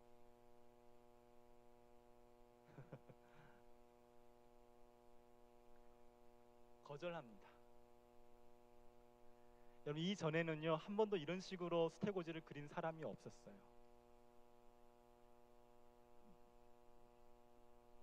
순종하겠나이다.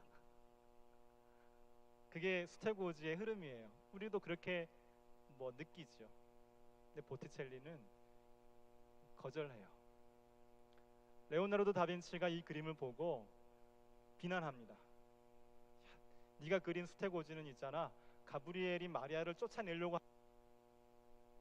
이런 식으로 얘기해요. 근데 저는 보티첼리가 잘 그린 것 같습니다. 우리가 누군가를 품는 것이요, 우리가 누군가를 받아들이는 것이요, 우리가 나와 다른 타자를 만나는 것이요, 우리가 좋아하는 일이 아닙니다.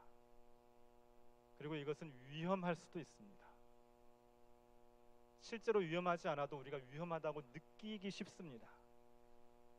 마리아는 예수님을 영접하였을 때 이 세상 누구보다도 예수님을 가장 먼저 영접한 사람이 마리아였는데, 그 예수님을 영접한 마리아의 첫 번째 반응은 저는 보티첼리의 해석이 맞다고 생각해요. 싫어요. 왜 나에게 이런 일이 일어나야 하죠? 되물었을 것 같아요. 여기에 이런 상황에서 응답하는 것이 영성입니다. 하나님 마리아를 부르시죠. 하나님 마리아를 부르시고 네가 예수 그리스도를 품을 것이야. 이거를 인간 마리아가, 처녀 마리아가 감당할 수가 없는 일이지만, 어쩌면 생명의 위협을 느낄 수밖에 없는 일이지만 이걸 받아들이는 것, 이게 영성입니다. 하나님의 부르심은 감격적이지 않습니다. 하나님께서 우리를 부르실 때에 우리가 혹 어떤 종교적인 엑스타시를 통해 여러분 감격 속에서 하나님의 부르심을 들었다면 점검해 보시기 바랍니다. 하나님의 부르심은 대단히 위험하고요, 하나님의 부르심은 인간에게 대단히 거리끼는 것이어서 할 수 있다면 거절하고 싶은 게 하나님의 부르심이에요.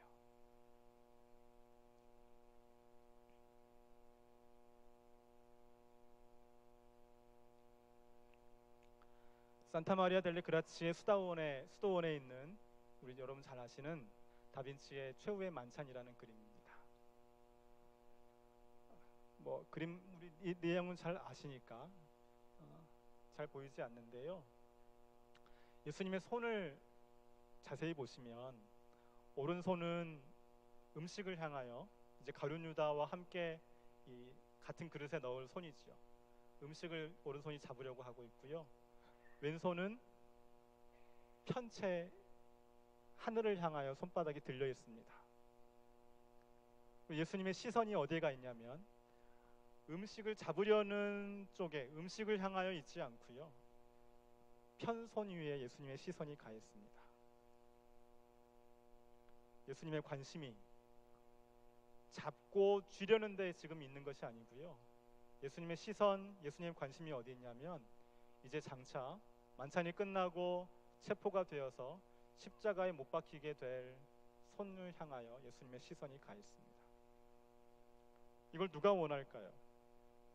우리 중에 누구에게 물어본다고 한들 내가 주어야 할 것과 내가 놓아야 할 것 사이에서 내 눈이 어디에 가야 하냐면, 당연히 우리는 상식적으로 내가 쥐어야 할 것에, 내가 잡아야 할 것에 우리 눈이 갈 테지만, 신성은요, 인성은 쥐는 데 가지만 신성은 예수 그리스도께서는 편손, 장차 십자가에 못 박힐 손 위에 예수님의 시선이, 예수님의 관심이 가 있습니다.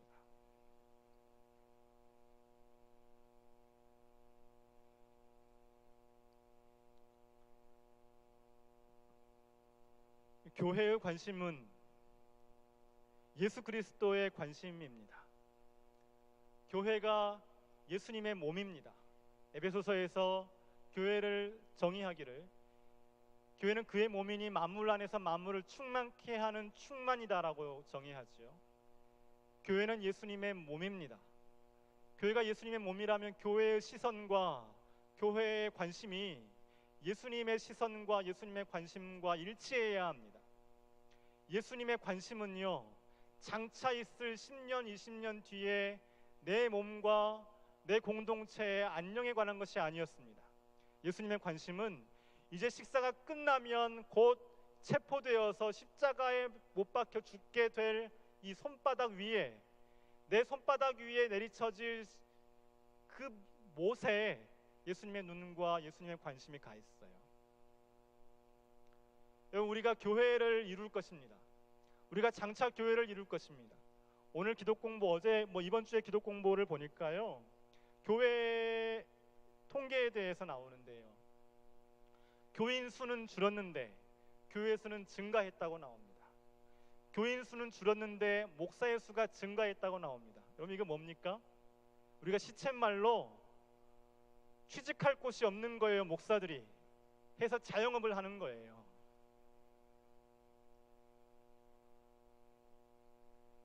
이제 우리가 장차 일해야 할 현장입니다. 우리가 장차 맞닥뜨려야 할 교회 현장이 녹록치 않습니다. 여러분들이 일할 곳이 없어요. 처음에 일할 곳이 있을 수 있지만 40이 넘어가고 50이 가까워지면 거기서 만약에 교회를 옮겨야 할 때 여러분 갈 수 있는 교회가 없습니다. 어쩔 수 없이 그 상황에서 선택하는 게 뭐냐면 개척을 하는 거예요. 그래서 교인 수는 줄지만 목사의 수는 많아졌고 교회의 수가 증가하고 있어요.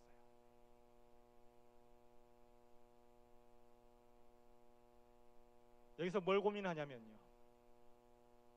어떻게 살아남아야 할까를 모든 교회가 고민합니다. 지역에서 목회자들이 만나면 거의 모든 모임에서 부동산 얘기를 하게 됩니다. 거의 모든 모임에서 대출에 관한 상담을 서로 해줍니다. 왜일까요? 땅을 갖지 않으면, 건물을 갖지 않으면, 대출을 받지 않으면 교회가 5년 뒤, 10년 뒤를 장담할 수가 없는 거예요. 100명, 200명이 모이는 교회가 500명이 되지 않으면 그 뒤를 장담할 수가 없는 거예요. 500명이 모이는 교회가 1000명으로 점프하지 않으면 그 뒤를 장담할 수가 없는 거예요.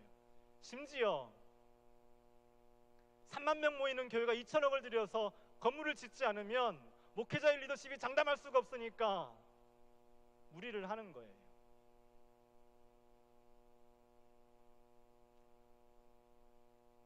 여러분, 우리는 되게 위기의 시대, 그리고 부끄러운 시대를 살고 있는데요, 교회의 고민이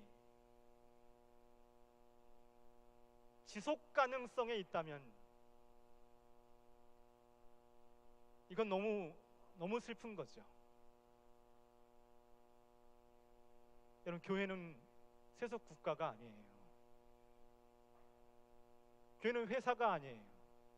교회는 지속 가능성을 고민하는 모임이 아니고요, 교회는 예수님의 몸이어서 오늘 식사를 하고 나서 이 최후의 만찬이 끝나면 내가 죽게 되는 자리가 어떠한 자리인지 거기에 시선을 두고 있는 예수님의 몸이 교회예요.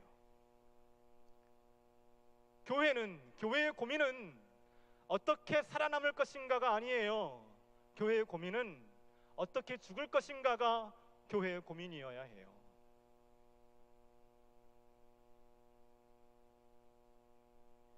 부동산을 구입하지 않으면, 대출을 받지 않으면 교회가 지속 가능성을 담보할 수 없기 때문에 금융자본에 의지해야 하는 교회가 어떻게 교회일 수가 있냐고요. 우리 시대에 금융자본에 의지해서 세워지는 교회 말고 금융자본 따위 우리가 거들떠보지 않다가 예수님처럼 죽을 수 있는 교회예요. 옥새할 수 있는 교회예요. 십자가에 못 박혀 그냥 끝낼 수 있는 교회예요. 십자가에 못 박혀서 물과 피를 다 쏟아내고 교회가 갖고 있는 물적 자원, 인적 자원 다 쏟아내고 그냥 죽을 수 있는 교회예요. 우리가 죽으면 어때요? 죽는 것이 예수님의 몸이었잖아요. 우리가 믿는 예수께서 죽으셨잖아요. 교회는 왜 죽으면 안 되는 거죠? 교회는 왜 지속 가능해야 되는 거죠? 안디옥 교회가 지금도 존재합니까? 관광지로서 유적으로서 존재하지 지중해 선교의 거점으로서 안디옥 교회가 지금 존재하나요? 존재하지 않아요. 예루살렘 교회가 지금 존재합니까? 사도들이 모여서 사도행전 15장에서 거룩한 회의를 했던 공적인 첫 번째 회의를 열었던 예루살렘 교회가 지금 존재합니까? 존재하지 않아요. 교회는, 우리가 성경 속에서 알고 있는 교회는 지속 가능하지 않았어요. 시효가 되면 교회도 죽어요. 그게 교회의 운명이고, 우리가 죽을 때 잘 죽어야 해요.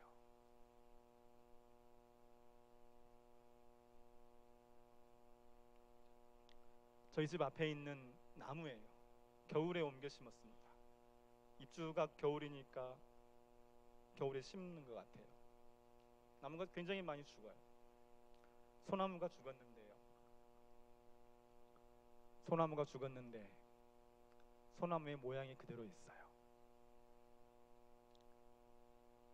교회가 죽을 수 있습니다. 우리 교세가 정말 터무니없이 줄어들 수 있습니다. 교회가 소멸할 수도 있습니다.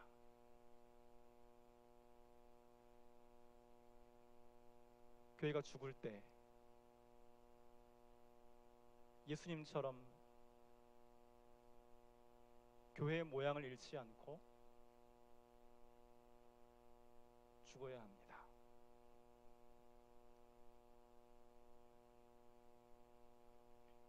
죽지 않기 위해서 우리가 기도합니다. 누구에게 기도하냐면 앞서 말씀드린 대로 금융자본에게 기도합니다. 부동산을 담보로, 교인수를 담보로, 1년 헌금 예산을 담보로 해서 우리가 얼마만큼의 대출을 받을 수 있는지 금융자본에 문의합니다. 금융자본께서 말씀하시기를 여차여차하게 대출이 되고 이율이 이러이러하니 얼마만큼의 재물을 바치라고 요청합니다. 여러분, 이게 우리 시대에만 있는 일이 아니고요. 솔로몬 성전에 이미 있었어요. 솔로몬 성전에 물을 바치고 있는 기둥, 황소, 송아지 12마리가 있었죠. 여러분, 솔로몬 성전에 이미 우상이 들어와 있습니다. 송아지는 바알과 교접했던 짐승입니다. 그래서 우가림 문서에 의하면 바알이 송아지와 교접을 해서 남자를 낳는다는 이야기가 나와요. 송아지는 바알을 상징하는 조각이에요. 그리고 성전에 있는 기둥은 남근을 상징하는 것일 수도 있다고 얘기하는 사람도 있어요. 여하튼 성전 안에, 솔로몬 성전 안에도 우상이 있었는데요. 지금 이 바알을 어떻게 차용하냐면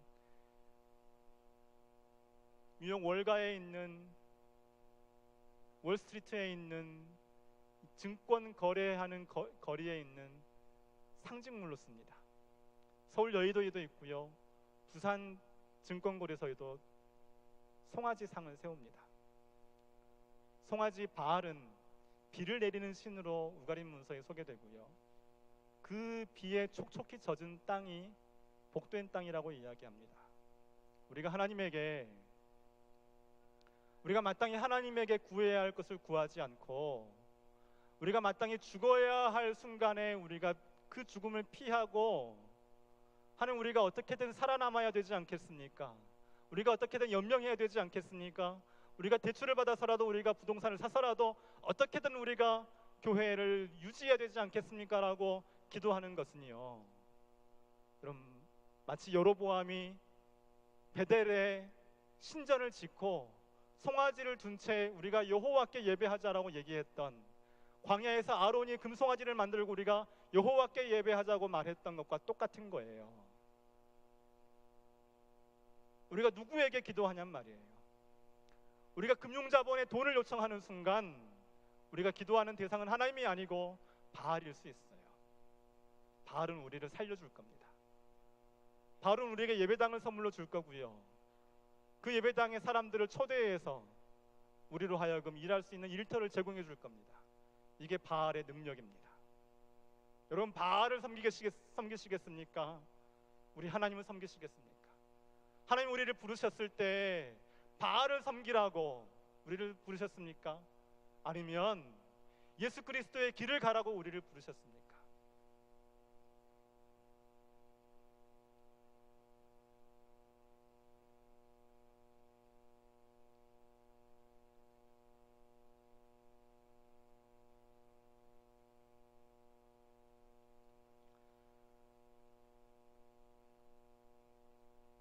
우리가 믿습니다. 예수님께서 우리를 위하여 죽으셨음을 믿습니다. 하나님이 교회를 이처럼 사랑하사 독생자를 주셨으니 이는 저를 믿는 자마다 멸망하지 않고 영생을 얻게 하려 하심이니라. 이상한 거 찾아보세요. 하나님이 사랑하신 대상은 교회가 아니고요. 제가 하나님의 교회를 라고 했거든요. 우리가 너무 잘 알고 있는 요한복음 3장 16절은 하나님이 세상을 이처럼 사랑하사 독생자를 주셨으니, 교회가 예수님의 몸이라면 하나님이 세상을 이처럼 사랑하사 교회를 주셨으니, 이렇게 치유할 수도 있겠습니다. 교회는 예수님의 몸으로서 세상에 존재하는 공동체입니다. 이 그림은 피카소의 아비뇽의 처녀들이라는 그림인데요, 아비뇽 거리에 있는 창녀들을 그린 그림입니다. 제가 이 그림을 중학교 교과서에서 아마 처음 보았을 것 같아요. 이상하게 이 그림을 보는데 슬펐어요. 이유는 알 수 없지만 저는 이 그림이 저에게 슬픈 그림입니다. 1980년 5월에 광주에서 군인들에 의해서 시민들이 죽어가고 있을 때, 시민군들이 도청에 모여서 피를 흘리고 있을 때 시민들이 찾아와서 헌혈을 하기도 했습니다. 근데 그 헌혈을 하러 찾아온 사람들 중에 누가 있었냐면, 도청 근처에 황금동이라는 창녀 거리가 있습니다. 창녀촌이 있습니다. 거기에 있는 언니들이요, 도청에 찾아와서요, 내 피가 비록 더러우나 내 피를 수혈하면 병에 걸릴 수도 있으나 당장 죽어가는 사람을 살릴 수는 있지 않느냐, 내 피를 쓰라는 게 아니라 일단 받아는 둬라, 정 급하면 어쩌면 감염되었을지도 모르는, 성병에 감염되었을지도 모르는 내 피를 필요하다면 써달라 요청했다는 에피소드가 있습니다. 제 모교회는 제가 너무 사랑하는 교회입니다. 제 모교회가 근처에 있고요. 저는 80년 5월에 사람들이 죽어가고 있을 때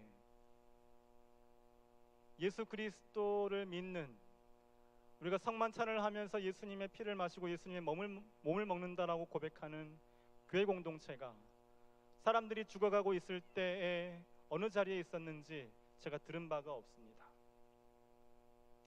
제가 5.18 관련된 자료를 아무리 뒤져봐도 개신교 인사로 조아라 여사가 한 분이 등장하고요, 그리고 그 이외에 조직적인 참여, 공동체적인 참여가 피 흘리고 있는 현장에서 전혀 없습니다.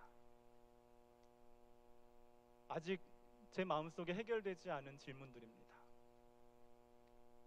우리 몸속에 흐르고 있는 그리스도의 피는 무엇인가? 사람들이 죽어가고 있을 때, 피 흘리면서 죽어가고 있을 때, 창녀촌의 언니들이 어쩌면 감염되었을지도 모르는 자기의 피를 내어주려고 하고 있을 때, 당시에 교회에 속해 있는 그리스도인들의 피는, 그 그리스도인들의 몸속에 흐르는 그리스도의 피는 무엇인가? 우리가 예수를 믿음으로 그리스도의 피의 보혈의 은혜로 구원받았다고 우리가 믿는데, 우리의 믿음은 그 현장에서 무엇이어야 했을까? 하나님이 우리를 죽음의 현장으로 예수님을 영접한 우리를 부르실 때 우리 몸속에 흐르는 피가 반응할 수 있을 것인가? 우리가 치열하게 고민하면 좋겠습니다. 하나님이 나를 어떻게 부르시는지, 내가 그리스도인으로서 어느 현장에서 누구와 만나야 하는지, 경계를 넘을 수 있는지, 내가 타자를 받아들일 수 있는지, 하나님의 위험한 부르심에 우리가 응답할 수 있는지, 우리가 그만한 영성을 지닌 사람인지 저는 잘 모르겠습니다. 제가 혹 내 생명을 걸어야 하는 자리, 그 역사적인 좌표에 내가 놓였을 때 내가 정말 예수님의 피를 지닌 사람으로서 위험을 감수할 만한 사람인지, 그런 영성의 사람인지 제가 저를 이렇게 긍정적으로 평가 잘 못하겠습니다. 우리가 어떻게 평가를 하든 하나님은 우리에게 물으십니다. 어디에 쓸 것인지. 우리가 오늘 신대원을 졸업하고 THM을 가고 PhD를 하고 디민을 하고 또 이런저런 학력과 경력을 쌓아가면서 우리가 하나님 앞에 설 것이 아니고요. 우리의 모든 경력과 우리의 학력을 다 내려놓았을 때 우리 몸속에 흐르는 예수 그리스도의 피가 진짜 사람들을 살릴 수 있는 피인지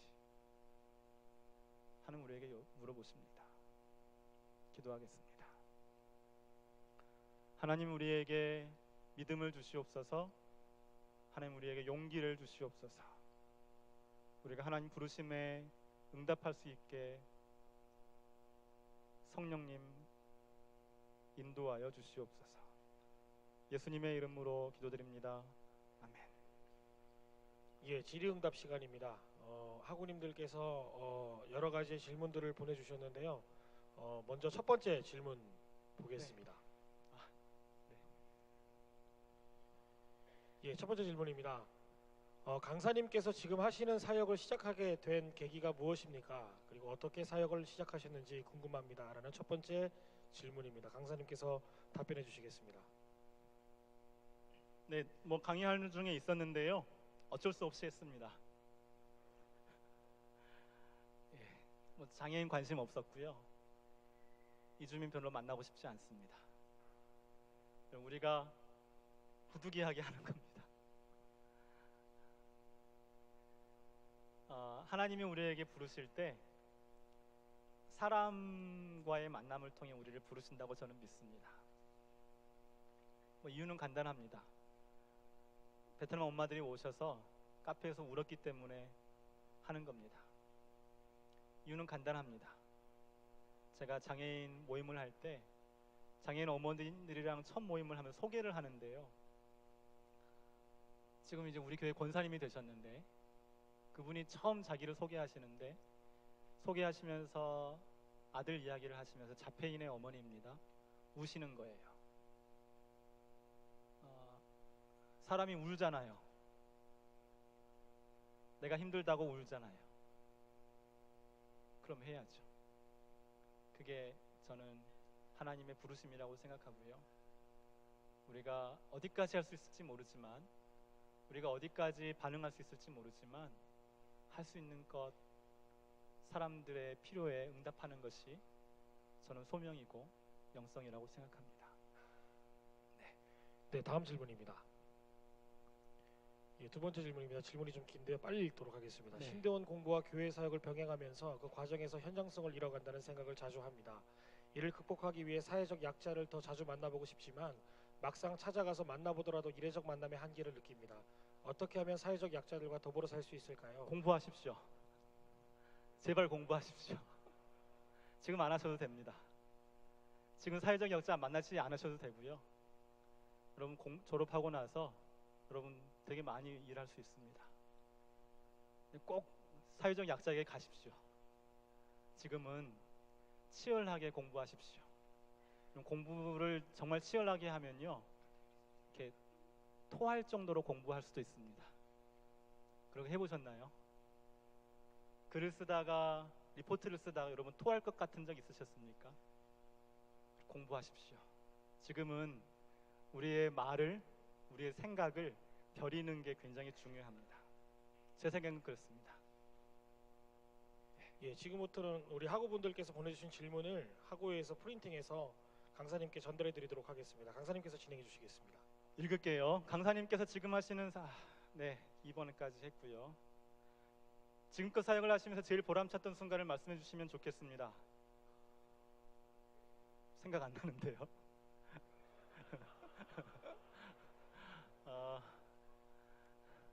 제일 좋은 거는요. 교회 통장에 돈 들어올 때 제일 좋습니다. 왜냐하면 돈은 교환 수단, 여태 자본 이야기 했다가 교환 수단으로서의 돈은요, 빵이 되고요, 책도 되고요, 그렇습니다. 생산 수단으로서의 돈은 나쁜 거지만 교환 수단으로서의 돈은 대단히 좋은 겁니다. 저는 누가 민들레 교회가 이렇게 일을 하니까 이렇게 돈을 보내주시거든요. 저는 그때 제일 보람 있습니다. 엊그제 누가 치과 의사가 500만 원을 주셨어요. 너무 기분 좋습니다. 제일 보람 있는 때입니다. 500만 원 중에 240만 원은 저희 카페에서 일하는 장애인 청년의 6개월치 급여입니다. 40만 원씩 보냈고요. 260만 원은 아까 제가 말씀드렸죠. 장애인 야학 출발하는데 보냈습니다. 남는 건 없어요. 근데 돈이 저에게 들어오고 다시 흘러나갈 때 되게 재밌습니다. 질문 이게 답이고요. 네. 목사님 걸어오신 길이나 목회하시는 분들을 보면 목사님의 목회 활동이 얼마나 힘들지 예상됩니다. 그 어려움 속에서도 사명자의 자리로 다시 일어서는 힘은 어떻게 구하십니까? 목사님은 어떤 방법으로 사명의 길을 계속 이어가십니까? 그냥 버티는 겁니다. 저 별로 기도 잘 못하고요. 이렇게 스트레스를 받을 때, 어려울 때 이렇게 성경을 보면서 하나님의 음성을 들으면 너무 좋죠. 저는 잘 그거 못합니다. 영화 봅니다. 2개씩 3개씩 영화 볼 때도 있고요. 스포츠 뉴스 볼 때도 있고요. 버팁니다. 뭐 별로 이렇게 좋은 대답이 아니지만 그게 제 실력이고요. 근데 그때 내가 하나님을 잡지 않아도 우리가 있어야 할 자리에 있을 때, 내가 만나야 될 사람들을 만날 때 하나님이 나를 잡아주심을 느낍니다. 그때 제가 아주 짧게, 새벽에 아주 짧게, 오늘도 아주 짧게 제가 엎드려 있었는데, 아주 짧게 엎드려 있을 때 하나님이 말씀하십니다. 하나님이 저에게 하셨던 말씀, 이게 뭐 교리적으로 신학적으로 타당한가는 다음 문제인데요. 하나님이 저에게 이런 말씀을 하셨다라고 저는 생각해요. 발달 장애인이 교회를 구원할 것이다. 그게 왜 저에게 제 머릿속에 왜 이렇게 울림으로 남아있는지는 모르겠습니다. 책에서 읽은 것도 아니고요. 어느 순간 그 문장이 제 머릿속에 계속 남아있습니다. 저는 되게 날라리 목사지만 하나님이 저를 붙들어 주시고 하나님이 저에게 말씀하십니다. 여러분에게도 마찬가지라고 생각합니다. 다음인데요. 다문화가정 이주노동자 가정아이들을 맡아서 사역 중입니다. 시간이 지날수록 다문화가정 아이들과 이주노동 가정아이들 사이에 보이지 않는 벽이 있는 것을 발견하게 되는데요. 자주 갈등이 일어나고 쉽게 감정싸움이 일어납니다. 이주노동자 가정아이들이 은근히 따돌림을 받는 편인데 속상해도 한쪽 편을 들어주시기 어렵습니다. 사춘기에 접어든 다문화 가정의 여자 어린이들이 피부가 조금 검다는 이유로 점점 고민이 깊어지는 것 같습니다. 잘 모르는 사람들이 지나가면서 한국인인 이 친구들에게 영어로 영어예요. Where are you from이라고 질문할 때는 저도 곁에서 뭐라 해야 할지 정말 당황스럽습니다. 이런 상황들이 어떻게 대응하면 좋을지 조언을 구하고 싶습니다. 편 들어야 됩니다.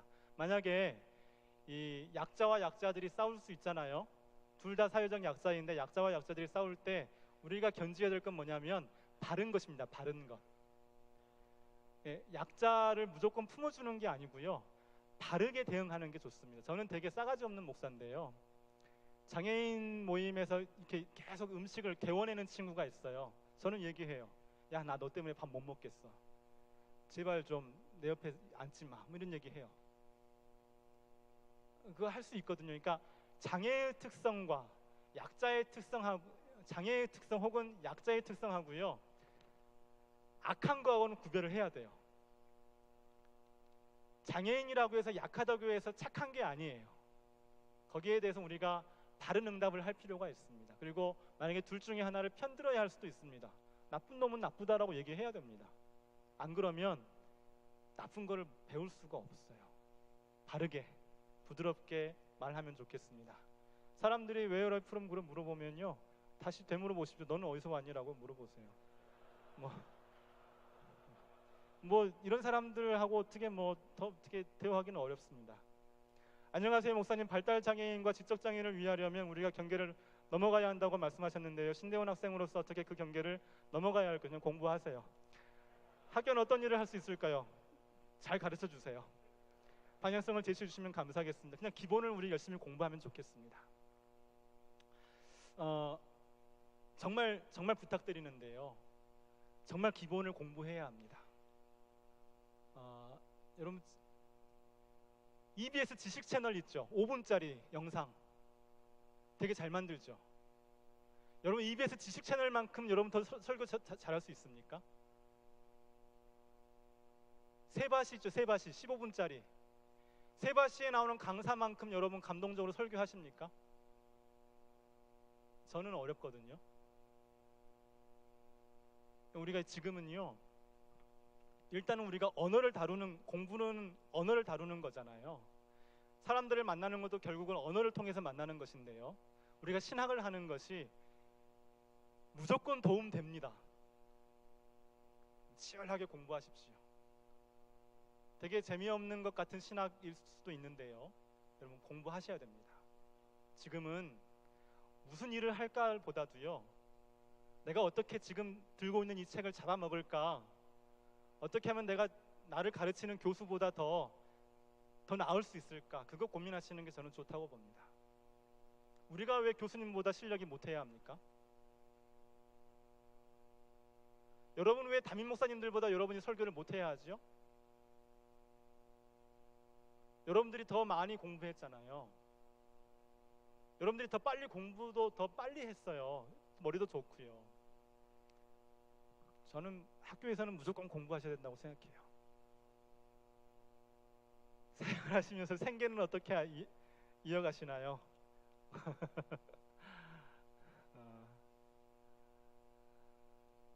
중요하죠?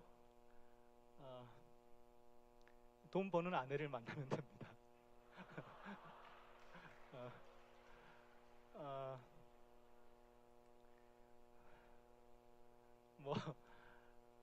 저는 교회에서 이렇게 받습니다. 실제로 최저임금 플러스 저희 사는 아파트 임대료를 받습니다. 한 달에 162만 원을 받습니다. 제법 받죠? 여러분, 이게 전체 목사들의 평균입니다.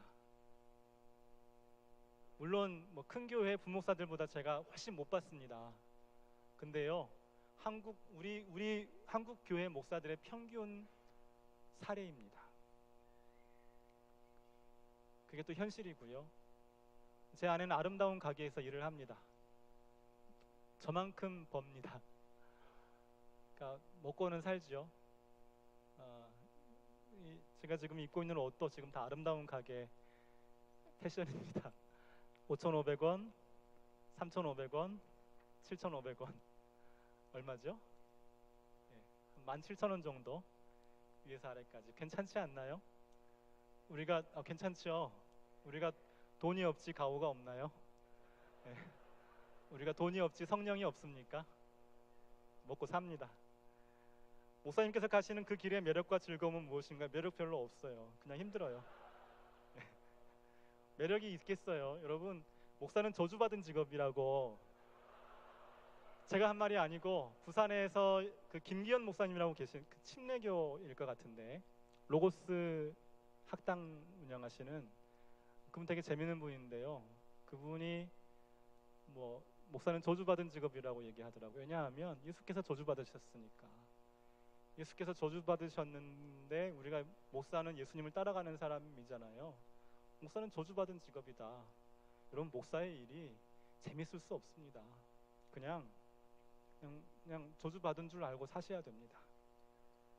그러다 죽어야 됩니다. 목사님께서 하고 계신 목회에서 언제 보람 또는 격려를 받으시나요? 기대하는 결과가 나오지 않아 지치고 실망되셨던 적은 없나요? 개척하고 3년 동안 사람들을 정말 만나기 힘들었습니다. 그래서 제가 우울했던 것 같아요. 그때 제가 3개월에 한 번씩 찾아가는 친구가 있었어요. 출판사를 하는 친구인데요. 대학 친구인데 그 친구 제가 오전 10시쯤에 가서 점심 먹고 3시까지 친구가 저한테 차 사주고 밥 사주고 차 사주고 책 사주고 그런 친구가 있었습니다. 되게 우울했었어요. 하루 한 번은 친구랑 그냥 그렇게 또 그런 시간을 또 3개월 만에 찾아가서 갖고 있는데 제가 이야기하면서 제가 무슨 얘기를 했는지 모르겠어요. 근데 이야기 끝에 제가 울고 있더라고요.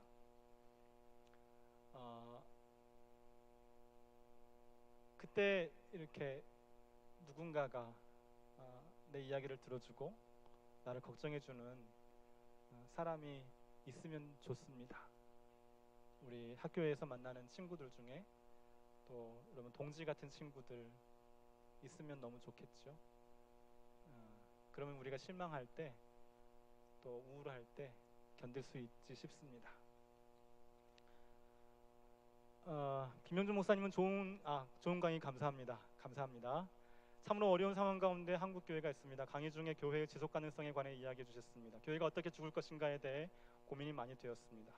교회가 죽는 것이 필연적이라면 앞으로 저희들은 이 나라 이 땅에 그리스도의 좋은 유산을 준비해야 하는데요. 그렇다면 목회자 우병생들인 저희들이 가장 먼저 무엇을 준비해야 한다고 생각하시는지, 그리고 목사님은 본인은 무엇을 준비하고 계시는지 여쭤보고 싶습니다. 신학을 공부하시면 됩니다. 교회가 여러분 현실적으로 일을 할 때 교회에서 일하지 못할 가능성이 되게 높습니다. 저희가 졸업할 때만 해도 전임 전도사를 못 나가는 사람이 없었거든요. 어디를 가도 갔습니다. 근데 제가 아마 신대 원장님 인터뷰로 기억하는데요. 신대 원장님이 말씀하실 때 인터뷰하실 때 약 한 50% 정도가 전임지를 구한다고 들었어요. 근데 뭐 체감되는 건 더 낮은 것 같습니다.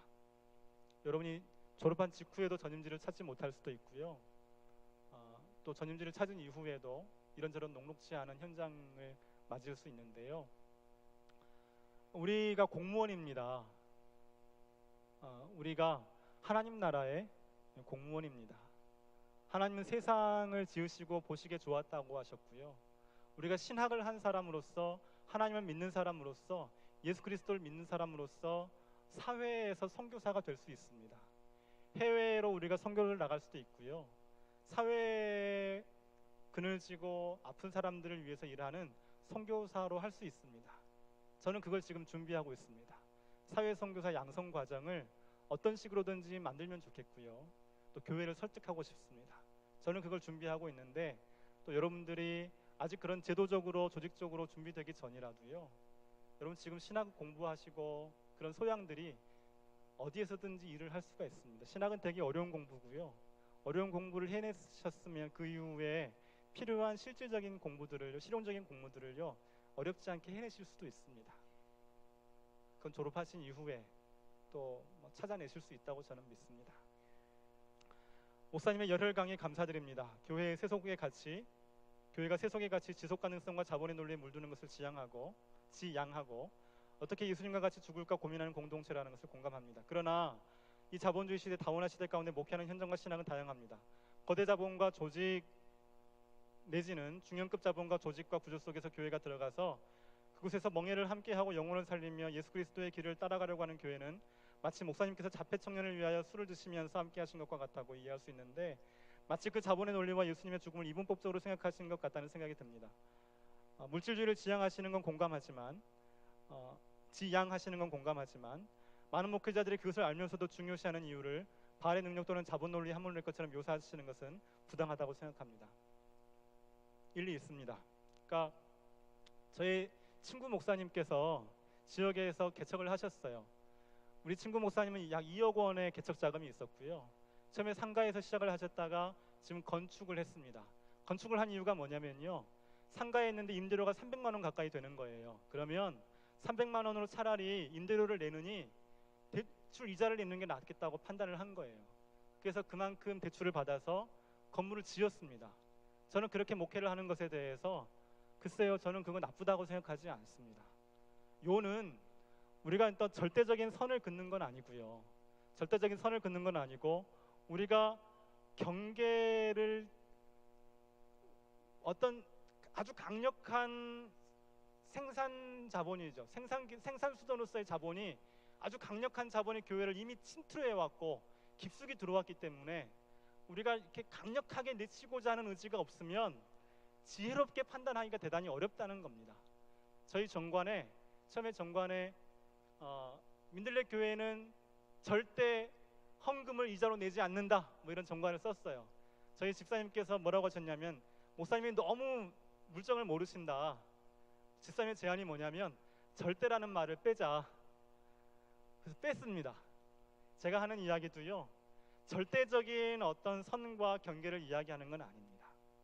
우리가 지혜를 갖추고 우리가 상황에 따라서 대응할 수 있지만 여하튼지 지금 우리가 맞닥뜨리고 있는 맞이하고 있는 이 금융자본, 교회 앞에 서 있는 교회가 금융자본 앞에서 사실 너무 약하다는 것은 또 그건 굉장히 중요한 현실이죠. 그런 차원에서 이해해 주시면 되겠습니다. 마치겠습니다. 감사합니다.